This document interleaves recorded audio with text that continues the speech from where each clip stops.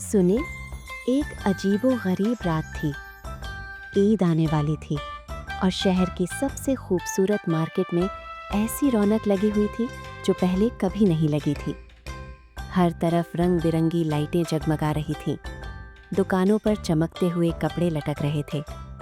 चूड़ियों की खनक दूर तक सुनाई दे रही थी और मिठाइयों की खुशबू हवा में फैली हुई थी। लोग खुशी खुशी ईद की खरीदारी कर रहे थे। बच्चे उछल कूद रहे थे और हर चेहरे पर मुस्कुराहट थी। इसी शहर में एक गरीब सा बच्चा रहता था जिसका नाम अहमद था। अहमद की उम्र तकरीबन 10 साल थी, लेकिन उसकी आंखों में बड़े बड़े ख्वाब थे। अहमद भी ईद की शॉपिंग के लिए बाजार आया था, मगर उसके पास पैसे बहुत कम थे।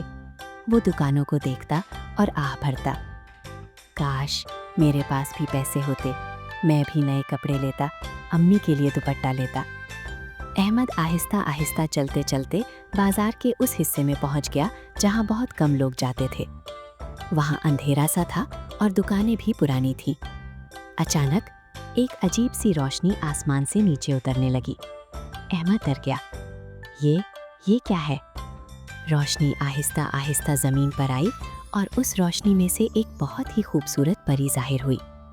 उसके कपड़े चांद की तरह चमक रहे थे और उसके परों से रोशनी निकल रही थी। परी ने मुस्कुराकर कहा, डरो मत अहमद, मैं तुम्हें नुकसान नहीं पहुंचाऊंगी। अहमद हैरान रह गया।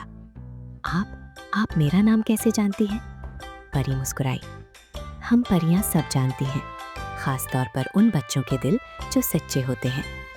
अहमद की आंखों में आंसू आ गए। मैं ईद की शॉपिंग करना चाहता हूँ, मगर मेरे पास पैसे नहीं। परी ने आसमान की तरफ देखा और अचानक आसमान से चमकते हुए सितारे नीचे गिरने लगे।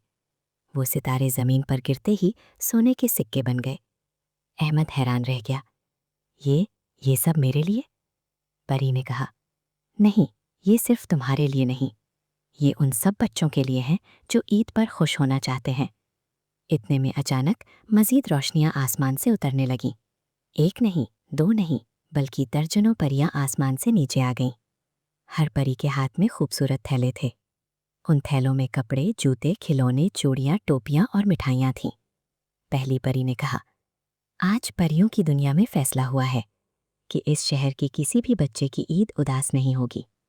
इतने में वहां और बच्चे भी आ गए, कुछ गरीब, कुछ यतीम, कुछ ऐसे जिनके पास कुछ भी नहीं था।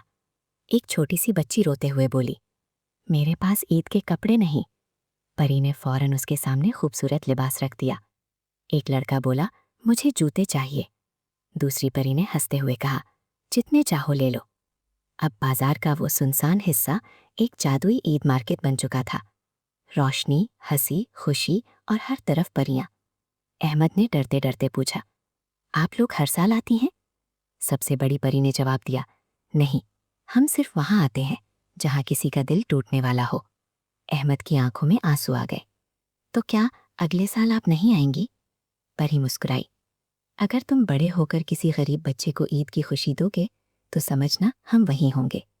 इतने में आसमान से जोर की रोशनी चमकी और अचानक शहर की पूरी मार्केट रोशन हो गई। लोग हैरान रह गए। सबको लगा जैसे ईद आज ही आ गई हो। अहमद ने पीछे मुड़कर देखा। परियां आसमान की तरफ जा रही थीं।